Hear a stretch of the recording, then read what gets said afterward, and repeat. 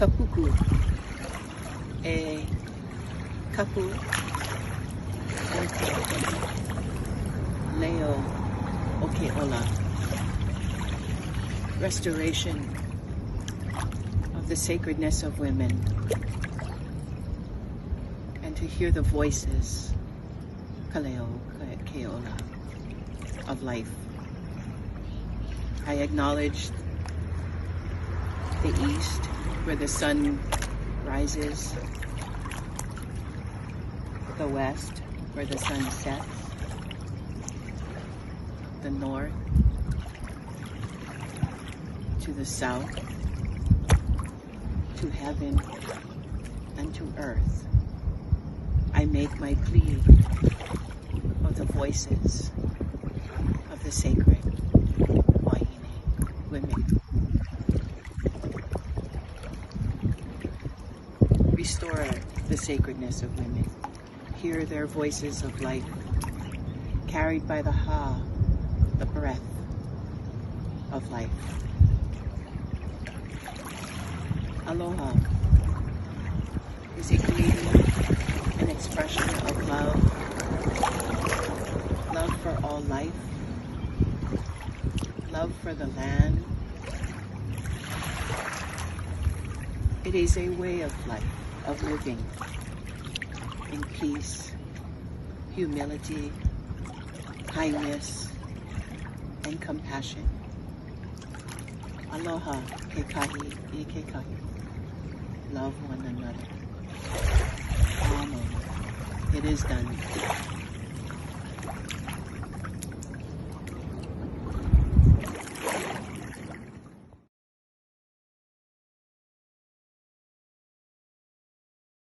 Me uta. Hello, I said to you, I'm glad you've all come. My name's Wana Maho Dixon. I'm from Palma. I'm of the people of the West, the Payunkuchum people. I'm a Mahila, the clan of the Mahos, Morning Dove. My moiety is Huuta, the bear. So as I have the peacemaker and protector in my life, kind of makes sense why I have this visit with you today. I come from a long line of tribal women and tribal men and tribal families. And it's through that I come to you to speak to you. I'm a traditional council member where each of our clan have a council person like me who do the traditional side of things. So it's my journey with you, and as the chair, co-chair of the VAWA task force within CAI and the work we do with NIWRC and our missing and murdered and the violence against our tribal women's. I am humbled and honored to be a part of you. Chona Michelle, my relatives, I ask that we humbly seek in good graces our time together now. Chona Michelle. Anishik, Sister Wana Mahal Dixon. My name is Shannon Holsey, and I am the president of the Stockbridge Muncie Band of Mohican Indians located in Wisconsin. I also am humbled and have the great pleasure of co-chairing the Violence Against Women's Act, the National Congress of American Indians Violence Against Women's Task Force. We welcome you today, and as always, it is our humble pleasure to do the good work on behalf of all of you. And so we say to you, thank you to our sister Rosemont Pettigrew for the pule or prayer starting our second National Week of Action honoring missing and murdered Indigenous women. As Indigenous women, Indigenous peoples, we understand our connections to the four directions of heaven and earth and our ahumaku, makua, or our creator, as we say, to help guide us as our spirits on our human journeys. As Indigenous women, we understand we have and form the backbone and lifeblood of our nations. The missing and murdered Indigenous woman is unacceptable, and it is preventable. Indigenous women have experienced a spectrum of violence unlike any other, and still today.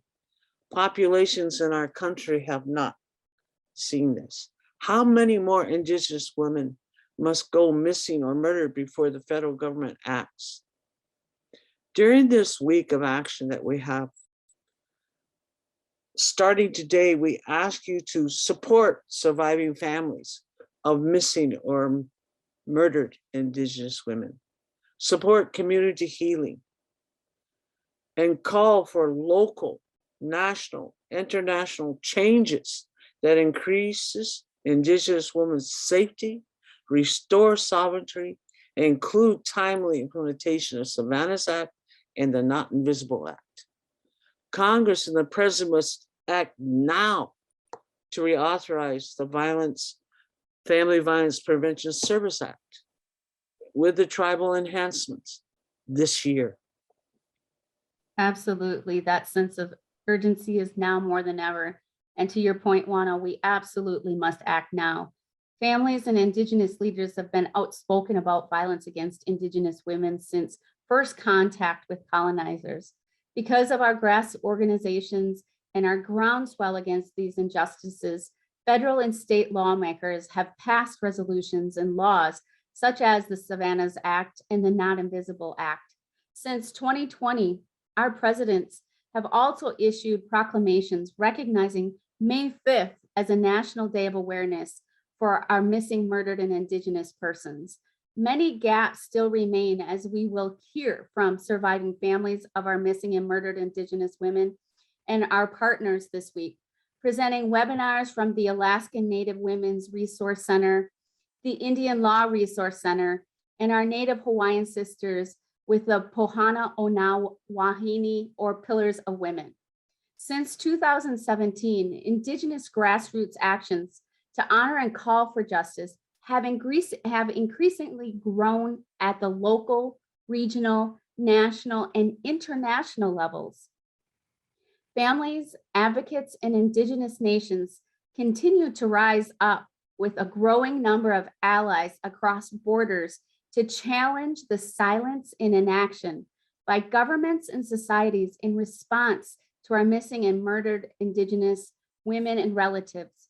Locally, community researchers and campaigns, press conferences, justice marches, walks, marathons, candlelight vigils, media and documentaries continue to draw the necessary attention and the urgency to missing and murdered Indigenous women, reflecting the long-standing call for governments to hold predators accountable who prey on Native women with impunity. These Indigenous-led local grassroots actions expose the systematic barriers and compel the passage and the implementation of local and federal legislation. The voices of families, advocates, and Indigenous nations cannot and will not be silenced and ignored. As our sister already had said, Congress must act now to reauthorize the Violence Prevention and Services Act with tribal and other enhancement this year. Thank you, Shannon. Well said. This year, the National Indigenous Women's Resource Center and the National Congress of American Indians, the Indian Law Resource Center, the Alliance of Tribal Coalition to End Violence, Alaska Native Women's Resource Center, Strong-Hearted Native Helpline, and the Pohana Ona Wahine.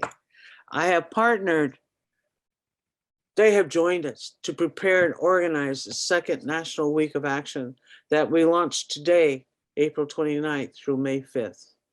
In addition, thank you to the Vadong Foundation for supporting NIWRC's MMIW advocacy.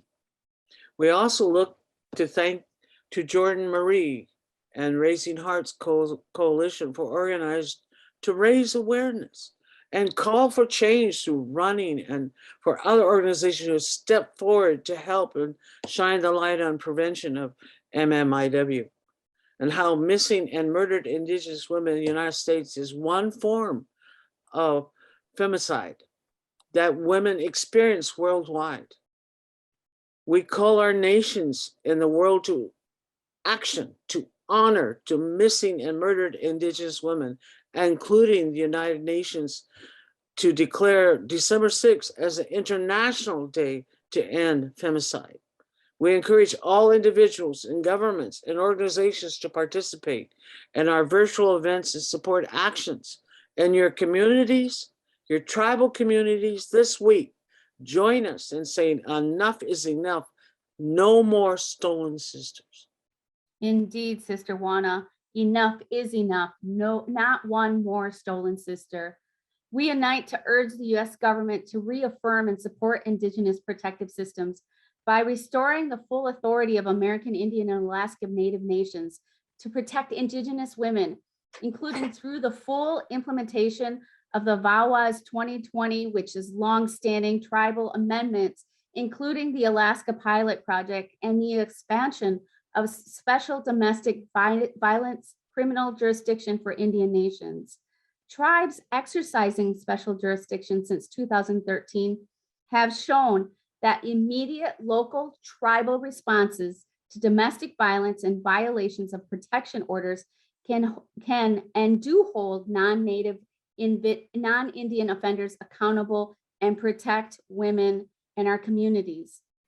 Such tribal implementation is why our grassroots organizations are so critical, and we're so successful with the recent reauthorization of the Violence Against Women's Act at securing expansion of tribal jurisdiction, including crimes of child violence, sexual violence, sex trafficking, stalking, obstruction of justice, and assault of tribal justice personnel.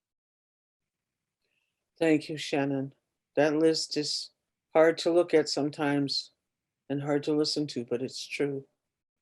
Recognizing and respecting the Indigenous responses of our Native Hawaiian communities and organizations such as Pohana Ona Wahine to protect Indigenous women, including those supportive of the Native Hawaiian Resource Center on domestic violence, the development of a Native Hawaiian response to violence against Native women. Ensuring adequate resources for advocacy and services for Indigenous women, including the reauthorization of the Family Violence Prevention and Services Act with tribal and other enhancements in the next 2 months, and establishment of permanent dedicated funding streams for tribal governments in the Victims of Crime Act.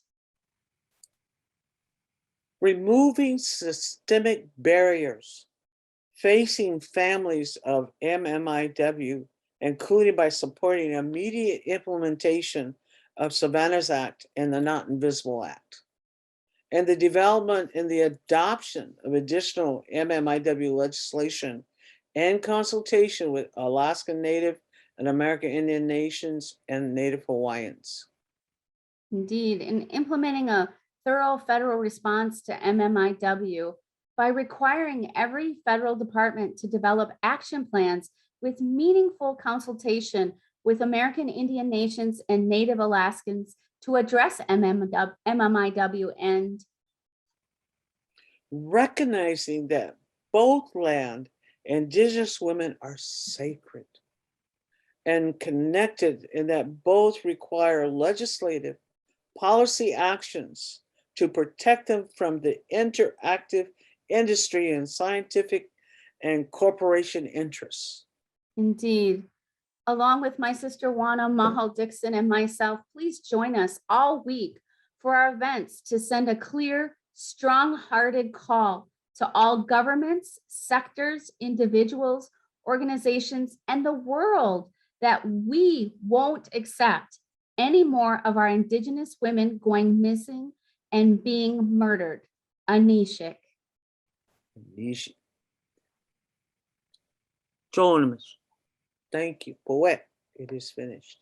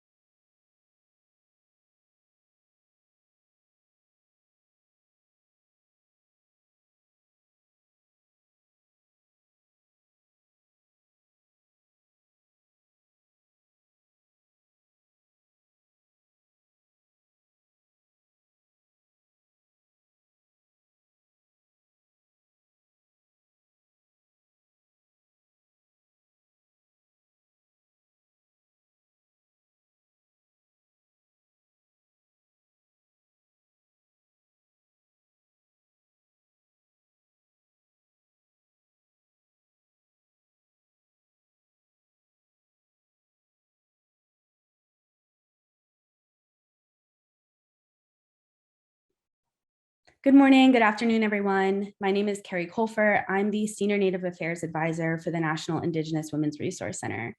I'd like to thank everyone who just attended our traditional launch, and thank you to Loke, Juana, and Shannon for starting us off so beautifully. We appreciate everyone who's joining us today to kick off our National Week of Action, in which we call the world to action in honor of missing and murdered Indigenous women. Our MMIW National Briefing is the first of many virtual events from today through May 5th, which will help to amplify our collective voices and honor those who have gone missing or been murdered. Our goal for today's briefing is to provide an update about the current needs and barriers we are facing in Indian country, as well as celebrate some recent wins in addressing the disproportionate levels of violence against Native people. The crisis of MMIW reflects the intersection of domestic and dating violence, sexual assault, sex trafficking, and other related crimes. In other words, it's the culmination of the spectrum of violence Indigenous women face every day. These crimes are the result of colonization and the long history of failed government policies, programs, and laws that create dangerous conditions and leave Indigenous women unprotected. And if we just look at some of these statistics on the next slide,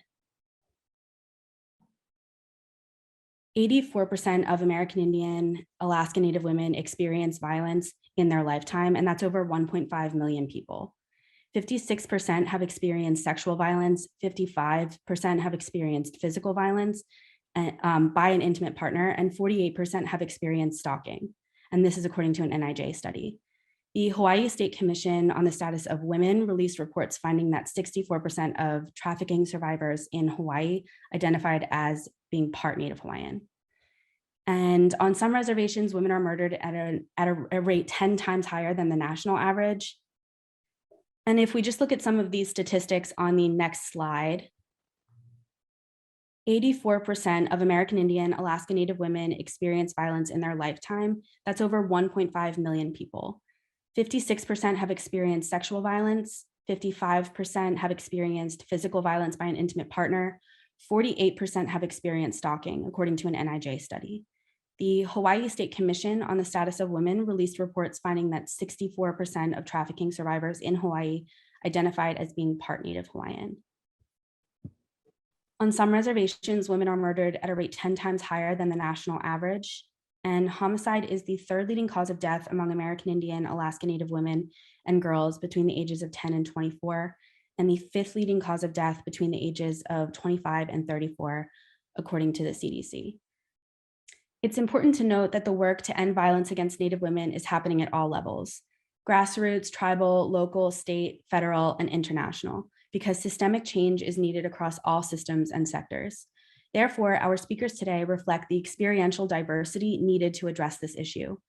Today, you will hear from members of Congress, Senators Schatz and Murkowski, the chairman and vice chairman of the Senate Committee on Indian Affairs, a tribal leader, Mike Williams Sr. from the Akiak Native community, a grassroots advocate, educator, and sister of Daisy Mae Heath, who went missing in 1987, Patricia Whitefoot, and the policy lead on national security and community safety at the National Congress of American Indians, Kelby Kennedy. Now, I want to importantly note why we recognize May 5th as the National Day of Awareness for MMIW, and that is because of Hannah Harris, a 21-year-old Northern Cheyenne woman from Lame Deer, Montana, which is also the home of NIWRC, who disappeared and was found murdered in 2013. Despite her family's pleas to law enforcement, Hannah was found dead several days later by a volunteer search party led by her family. Her case then went unsolved for 9 months. This was the first MMIW case that NIWRC actively supported, and along with the support of Senator Daines and advocacy on the part of Hannah's family, Hannah's birthday on May 5th became the motivation behind the May 5th National Day of Awareness for Missing and Murdered Indigenous Women and Girls. Sadly, Hannah's experience is one of countless stories of missing and murdered Indigenous women where insufficient resources, lack of safe housing, jurisdictional confusion, and lack of police presence or response hampered efforts to immediately and appropriately respond to a family's request for help regarding their missing loved one. Our work at NIWRC is centered around ensuring that Indian tribes not only have the authority and the resources to properly respond when a woman goes missing, but also to prevent women from experiencing violence in the first place, because MMIW is preventable. And because we work on a national level to end gender-based violence in tribal communities, our approach is always to protect and promote tribal sovereignty, which asserts that tribes are in the best position to determine how to protect their citizens and tribal and Native-centered resources, though currently scarce, are essential to responding to and providing healing for Native victims of violence and their families. While much remains to be done, we know that when Indigenous women, tribal sovereignty, and self-determination are respected and the federal trust responsibility is upheld, those barriers to safety can be mitigated. And though recent legislation, like the reauthorization of the Violence Against Women Act, has helped to move the country in a positive direction, our speakers today will also highlight the ongoing challenges and barriers faced by families, victim survivors, and tribal resource and justice services as they respond to MMIW. These barriers continue to delay Native women's safety and justice generation after generation. We at NIWRC, along with our national partners, have identified a 6-point action plan in response to violence against Indigenous women, including MMIW.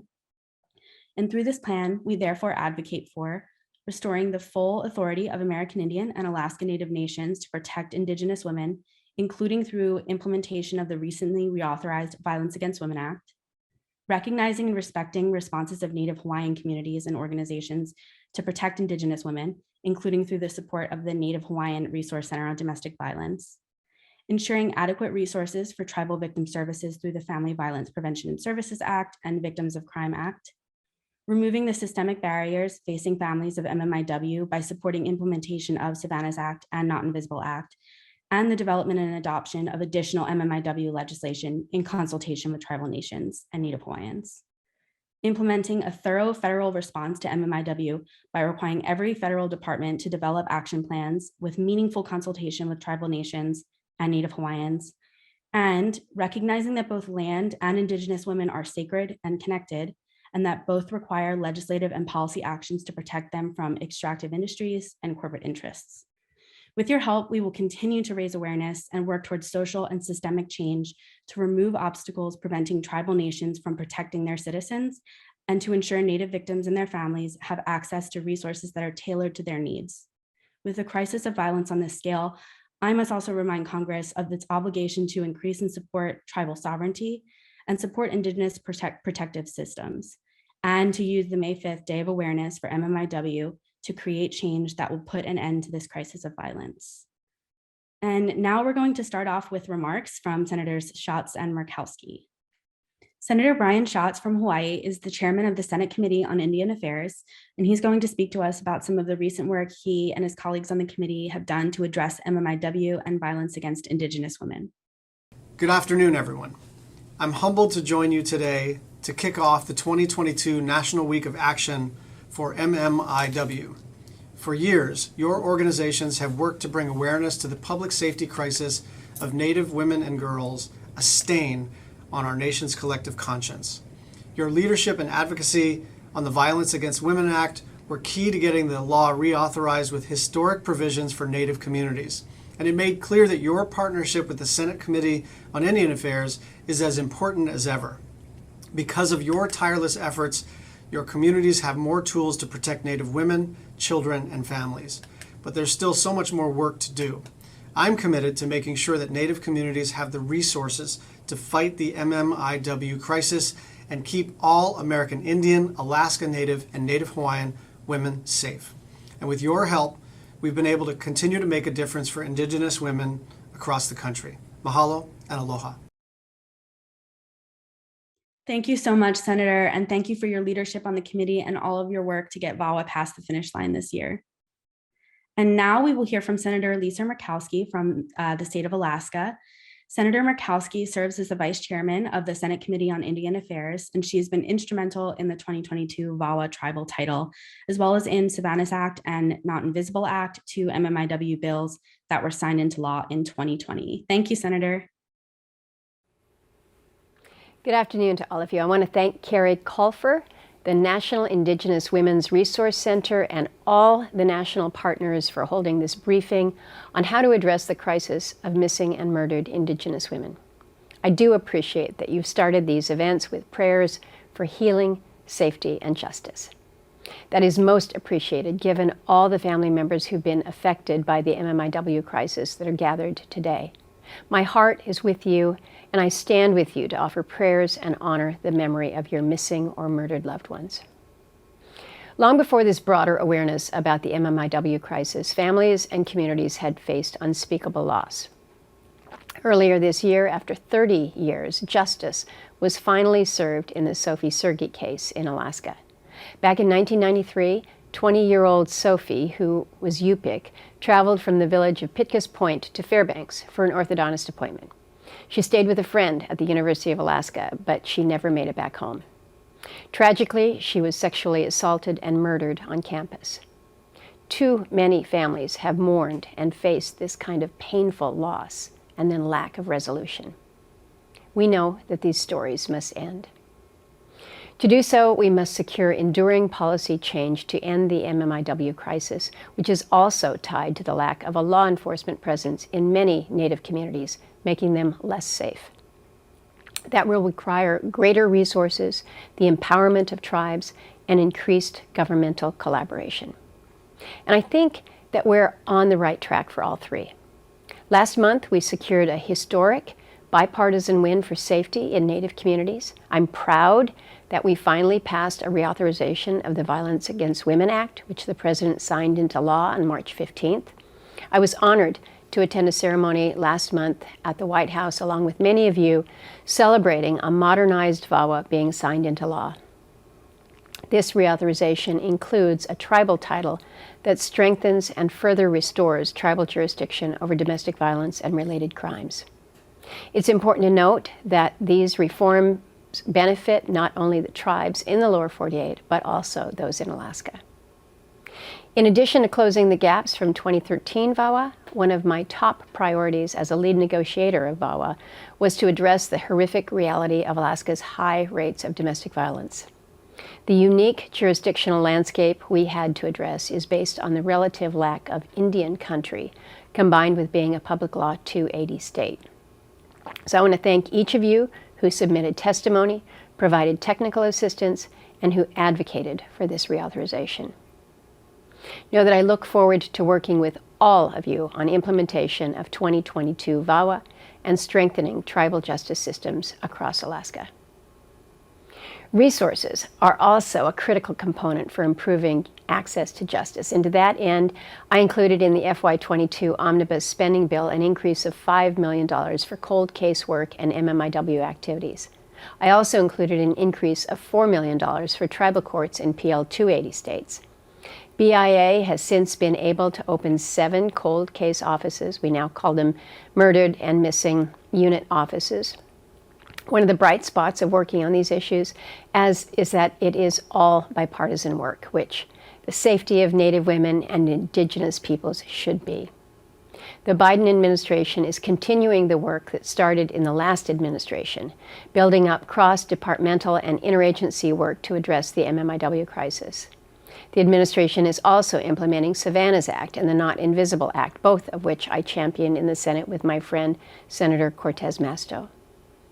On all of these fronts, I look forward to building on our work together. Thank you to each of you for your extraordinary efforts to ensure the safety of Indigenous women and Native communities. Take care. Thank you to Senators Schatz and Murkowski for participating in today's briefing and for their hard work and allyship in addressing the crisis of violence facing Indigenous people across the nation. We look forward to continuing to work together with your offices on future legislation impacting Indigenous peoples. Thank you. So now I'd like to turn it over to Mike Williams Sr. for our tribal leader perspective. Mike is the chief of the Akiak Native community and longtime advocate for addressing MMIW in Alaska. Good morning, everyone. My name is Michael Williams Sr. I am the chief of the Akiak Native community. I am also a son, brother, uncle, husband, father, and grandfather. I have responsibilities to love, protect, provide, and care for my own family and all of the families in Akiak, and that includes addressing the crisis of violence against women in all of our communities. Like many tribes and Indigenous people across Alaska, the nation and around the world, we are a people of great strength and resilience, rich in our culture, surviving and thriving in the face of long time ongoing challenges to our self-determination and authority for loss of our lands and natural resources, and breach of trust responsibility that we see reflected in the preventable, unacceptable rates of violence against our women, including missing and murdered Indigenous women. The long-term solutions to violence against women and other crimes lie in our local cultures, which is affirmed by the second purpose in the section 902 of VAWA 25 Title 9, that states its purpose is to strengthen the capacity of Indian tribes to exercise their sovereign authority to respond to violent crime committed against Indigenous women. The stronger our tribal nations' capacities to respond to violence against women rooted in our specific voices, languages, and teachings, the greater our chances of preventing such violence, increasing safety and accountability as we define safety and accountability. While so much more work must happen to reform our state, federal, and tribal justice systems, responses to violence against women, equally important that needs robust support is what Native women have available to help them heal from victimization. They've experienced more than likely from birth to death, as well as decrease their vulnerability to and prevent further victimization. The barriers that Indigenous women who experience domestic violence face today are the same barriers they faced decades ago, specifically economic security or financial dependence on their abusers, lack of access to their full share of public benefit programs, lack of access to affordable quality housing, including lack of running water in most of our homes, especially true for all tribes, but disproportionately for tribes in Alaska. Lack of access to shelters in times of crisis when women need to hide or run away, and lack of affordable quality childcare and assistance with navigating the child welfare system, in which Native children are overrepresented. While we have seen changes in the last few decades with the passage of the Family Violence Prevention and Services Act of 1984 and the passage of Violence Against Women's Act in 1994, we continue to strive for stronger protections for Native women and more resources available to tribes.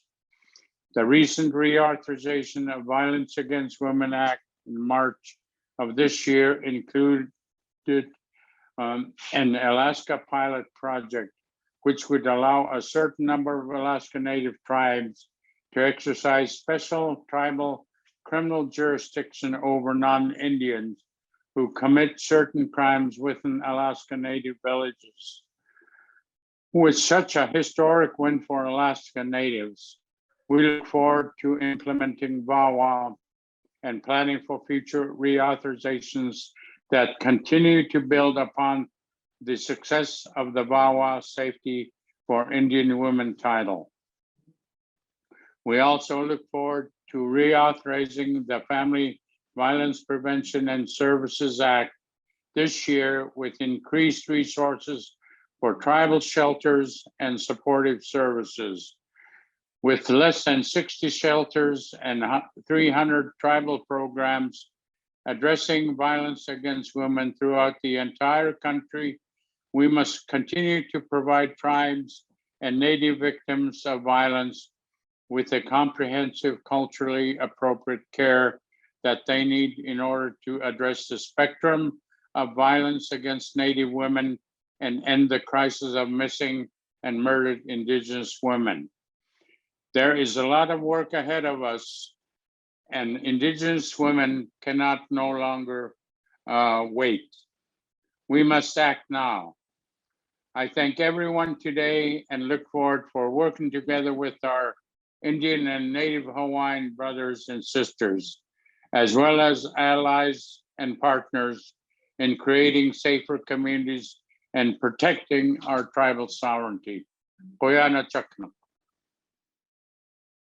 Thank you so much, Mike, for speaking about the barriers to justice that tribes and advocates and survivors face and have continued to face for decades. So right now, I'd like to pass it off to Patricia Whitefoot for our MMIW family perspective. Patsy is a Yakama Nation educator and advocate for addressing MMIW in Washington State, as well as across the country. Thank you so much, Patsy, for sharing your story and your work with us today. Shik Pachwe, Inknash Winnik Shash Twapet, Ku Pashin Wiki, Patricia Whitefoot. Good day, my friends and relatives across Indian country. My Indian name is Twapet, and my English name is Patricia Whitefoot. I am a lifelong resident of White Swan, Washington, on the Yakama Indian Reservation, located on the eastern foothills of the Cascade Mountains in south central part of the state. In early fall of 1987, my youngest sister, Daisy Mayhew, was reported missing at the age of 29. Daisy was the youngest of 6 sisters. She has been missing for over 30 years. During this time, Native women from our rural, tribal, and urban communities across the country have gone missing or have been murdered, with many yet to see justice. There's not a day that goes by where I do not think of my sister and all of the precious time that family and friends have missed out with her.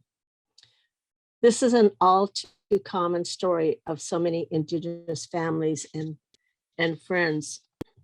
As a sister, auntie, mother, and grandmother, I am reminded of the ways in which we are blessed with the teachings of our ancestors, whose respect for and belief in the sacredness of life continues today. Daisy was keenly aware of these teachings, and she made time to teach our younger children about our practices. While Daisy excelled in basketball and softball as an MVP and all-star player, she was also skilled in our Indigenous food gathering and fishing practices. It wasn't unusual for Daisy to camp in the nearby mountains by herself to gather the Indigenous foods and medicines to share with family.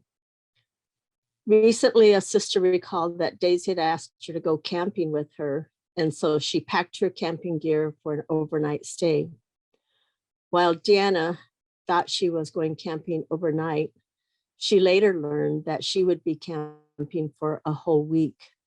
This story and the future of our families calls for us to respect and value the sacredness of our Indigenous homelands, our cultural practices, and the safety of our women, children, and relatives. As an educator in the local public schools for over 40 years, I have experienced the devastation that the crisis of missing and murdered Indigenous women has and its impact on our precious children, families, and communities. Our grassroots advocacy continues to lead the way concerning MMIW, but resources are needed for our tribal nations to implement long-term solutions and resources, including support for our families and children devastated by MMIW. In the meantime, we must continue to engage in meaningful dialogue with our federal, state, and tribal leaders. As legislation is developed at the state and federal level, it's imperative our family voices are heard, respected, and given deference. Our families and children can no longer wait. The Department of Interior must immediately convene the Not Invisible Act Commission that was signed into law in 2020.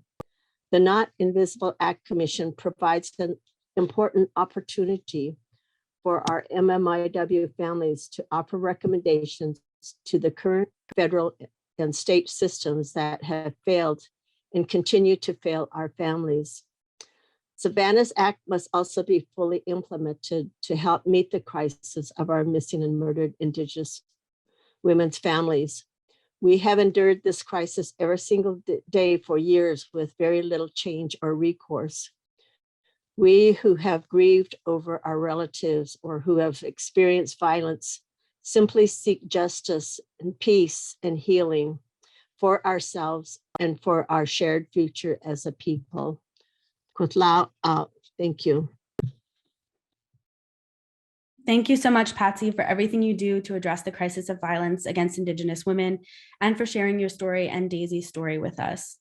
Our final speaker today is Kelby Kennedy. Kelby is the policy manager and lead on national security and community safety at the National Congress of American Indians. As you've heard from Senators Murkowski and Schatz, VAWA was finally reauthorized last month with significant changes to the tribal title. Kelby will go over some of those changes with us and also share some of the other legislative priorities aimed at addressing violence against Indigenous women at the federal level. Halito Chumchukma. My name is Kelby Kennedy. I'm a citizen of the Choctaw Nation of Oklahoma and the policy manager and policy lead for national security and community safety at the National Congress of American Indians. Thank you so much to the National Indigenous Women's Resource Center for allowing me to join you here today. Thank you so much for all of you sitting in the audience today for joining this national briefing for this important issue regarding missing and murdered Indigenous people and Indigenous women across the United States. The issue of MMIW is interconnected in so many aspects. It's connected to whether or not tribal nations have jurisdiction to prosecute perpetrators of these crimes. It's interconnected to whether or not tribal nations have funding for resources for survivors and their family, funding for tribal courts, funding for tribal police, funding for preventative services or domestic violence shelters. It also interlaces with the restrictions on tribal government. Are there bad federal laws or red tape that we need to get out of the way? MMIW issues have been in the making in this country ever since non-natives came to this country, but it's something that we have to continue to fight against. We have to continue to work together for solutions. And today I want to take just a few moments of your time to talk about some really important wins that we had and some very important next steps that we all need to take together in order to make sure that we continue to keep fighting against this crisis of MMIW until it is no longer a crisis and no longer an issue anywhere across the United States. So that being said, let's head over to the next slide, and we're going to talk about the big win that I mentioned earlier, which is the Violence Against Women Act of 2022, a long time in the making. This is the effort, the blood, sweat, and tears of tribal nations, tribal leaders, tribal advocates, survivors, their families, tribal domestic violence coalitions, all of our allies across Indian country, across the United States, our allies in the Senate, our allies in the House. This has been a monumental effort to restore tribal jurisdiction and a big key to combating the crisis of MMIW, restoring tribal authority to hold bad actors accountable. So VAWA 2022, what did it actually encompass? Well, it encompasses building off of VAWA 2013 and restoring tribal jurisdiction. In addition to dating violence, domestic violence, and violation of protection orders that we were able to get in VAWA 2013, we have new crimes that tribes are able to prosecute non-Indian perpetrators for. That includes the crimes of sexual assault, stalking, sex trafficking, child violence, obstruction of justice, and assault on tribal justice personnel. All huge wins, all things that you, tribal nations, advocates, people in the field have told us are gaps that had to be filled from VAWA 2013. And another big gap that had to be filled since VAWA 2013 is making sure every single tribal nation had the ability to exercise VAWA jurisdiction. And that came in the frame of making sure all tribes in Maine can exercise VAWA jurisdiction by expressly mentioning them, and also making sure to include Alaska Native villages in the restoration of tribal jurisdiction. VAWA 2022 includes an Alaska pilot project where 5 Alaska tribes will be designated or more. Some tribes can join together in order to be counted as one tribe under the pilot project, 5 tribes per year to be able to exercise this restored jurisdiction in the state of Alaska, which we've heard time and time again from our relatives in Alaska is necessary in order to combat violence in Indian country and missing and murdered Indigenous women issues. In addition to restoring tribal jurisdiction and including all tribal nations across the United States, there is an increase in funding and resources for tribal nations. The grant program for VAWA, the authorization funding level, went from 5 million to 25 million. It also included a reimbursement program that tribal nations have been asking for because there's some expenses in exercising jurisdiction that you just can't predict. And so tribes are really passionate in making sure that NCAI and NIWRC and other tribal orgs and advocates knew this was a priority. So we made sure to get it in there as well. Increases funding for the Tribal Access Program as well. And in fact, also makes the Bureau of Prisons Tribal Prisoner Program a permanent program. So these are all really great things, providing resources for Indian country. And is a really big win that we have to, take a moment, take a breath to celebrate this big win. We've all worked so hard in order to make sure that this happens. And as we celebrate that big win, we also have to continue looking toward the road ahead. We have to make sure that in addition to getting these authorization levels, that the funding is actually provided to tribal nations through appropriations. We have to make sure that the pilot program is workable for Alaska Native villages, and that the grant program from DOJ to exercise VAWA jurisdiction is also workable. So there are many other components, but we take this moment and celebrate this win, but we have so many more things to focus on to keep combating this issue. So as we move ahead to the next slide, we're going to talk about the next issue that we have to focus on in regards to legislation. So the Family Violence and Prevention Services Act, which is the sister to VAWA, that bill is the primary source of funding for domestic violence shelters across the United States and several other forms of domestic violence funding.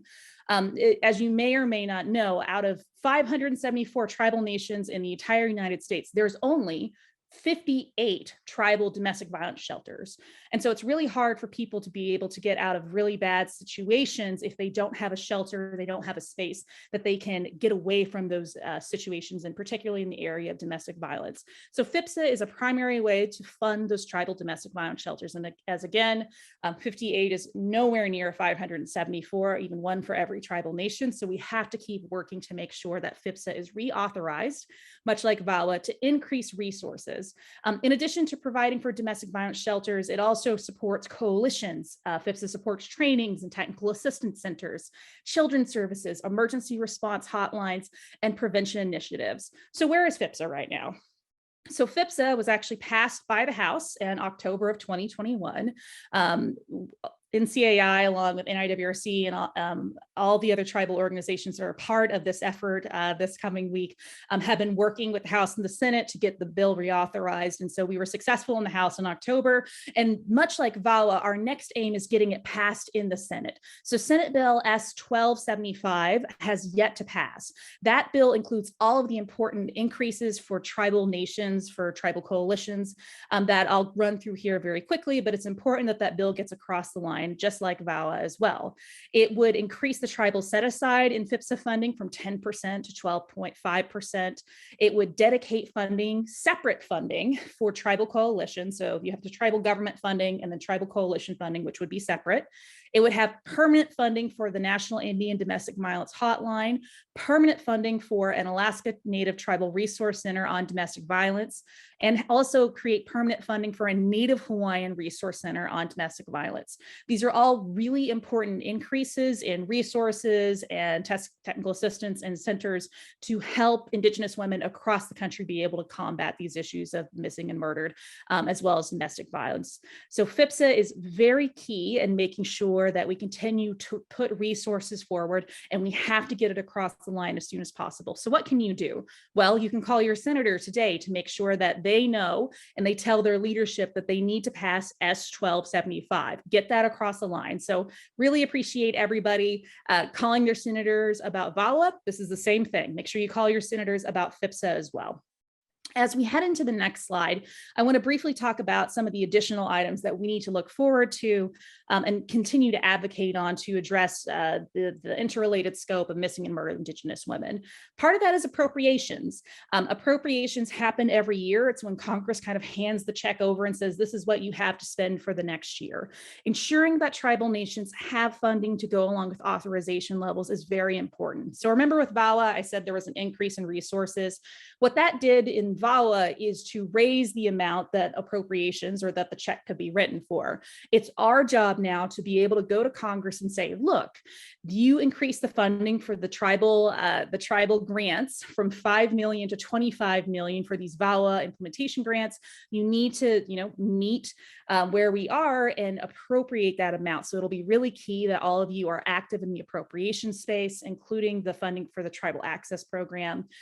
We want to make sure that FIPSA is fully funded. We really thank Senator Murkowski and Senator Schatz and the other senators who have worked to ensure that we have additional funding under the FIPSA space for things like Strong Heart Native Helpline, the Alaska Native Women's Resource Center, all the other different tribal resource centers. We want to continue to get that funding out the door. So we need to have high levels of FIPSA funding as well. We need to have funding for the Victims of Crime Act. We need to make sure that tribal nations, like we have in the last couple of years, get a 5% set aside. And that's directly related to your outreach to your senators saying funding for Indian country for very specifically VAWA, FIPSA, VOCA is very important to you. So making sure that we get the funding numbers across for Indian country.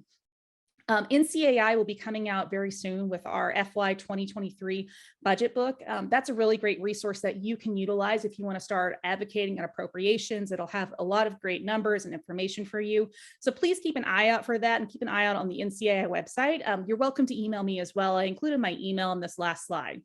So we've talked about wins in VAWA, we've talked about getting FIPSA passed, we've talked about appropriations. What are ways that you can get involved? Well, one of the ways that you can get involved is through the NCAI Task Force on Violence Against Women. The NCAI task force has been active since 2005. It's been monumental in getting bills like VAWA, FIPSA, Tribal Law and Order Act, other bills across the line. It is a gathering place for tribal citizens, tribal leaders, tribal advocates, and our non-Native allies to be able to come together and discuss these important issues for Indian country, to learn, to grow, to work together. And so I hope if you're not an active member in the NCAI VAWA task force that you become one.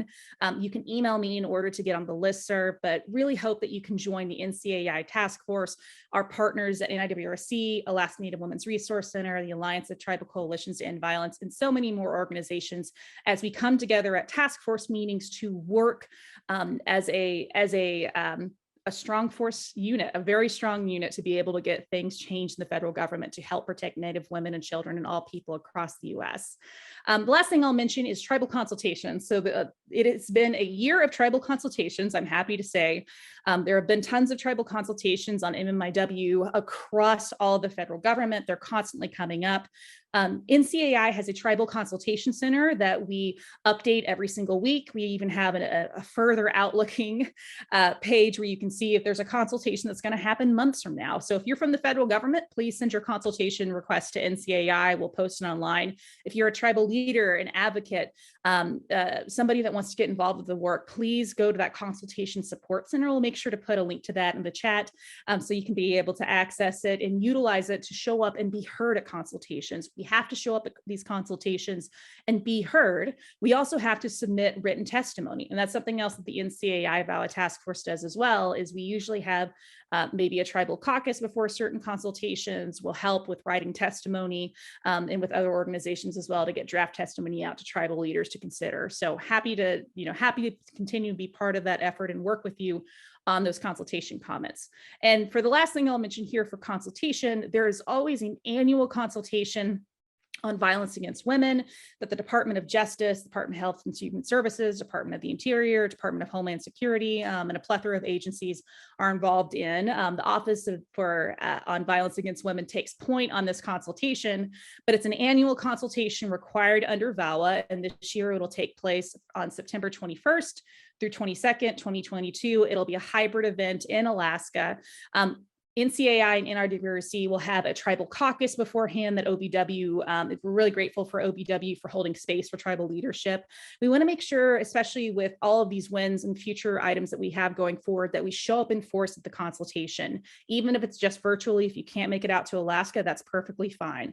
But we want to make sure that your voices as tribal leaders, advocates, family members, survivors are being heard, and that we are being responsive to the crisis of MMIW, and that we are being very purposeful with the information that we send up to the federal government to make changes. Your voice was heard this year with the passage of VAWA. There's no clearer example. We made huge strides in the area of violence against Native women, missing and murdered Indigenous women. Let us take this great win and continue to run forward and take more wins and make sure that MMIW issues are no longer an issue here in the United States. So with all that being said, again, my name is Kelby Kennedy. I'm a citizen of the Choctaw Nation of Oklahoma, policy manager and policy lead for national security and community safety at the National Congress of American Indians. I thank you very much for all of your hard work and effort, and thank you so much for being here for the national briefing. With that being said, I'm going to hand the floor back over to the next speaker, and Yakoke Chipishilachuki. I'll see you again soon. Thank you. Thank you so much, Kelby, and thank you to all of our speakers and our members of Congress, as well as to our partners for our National Week of Action up on the screen right now, and of course, everyone in attendance today. I hope this was a helpful overview of some of the barriers we are still working to remove as we work to end this crisis of violence against Native women. As you can see, there is a lot of work ahead of us, but we also have some significant accomplishments to celebrate as we seek to make our communities and families safer. I hope you will all join us for other events this week as we call on all governments, organizations, and individuals to take action to end the crisis of missing and murdered Indigenous women. I will put a link in the chat to our Week of Action page on our website so you can see what other events we have coming up. I really hope to see you there. Ganesh Chish, thank you.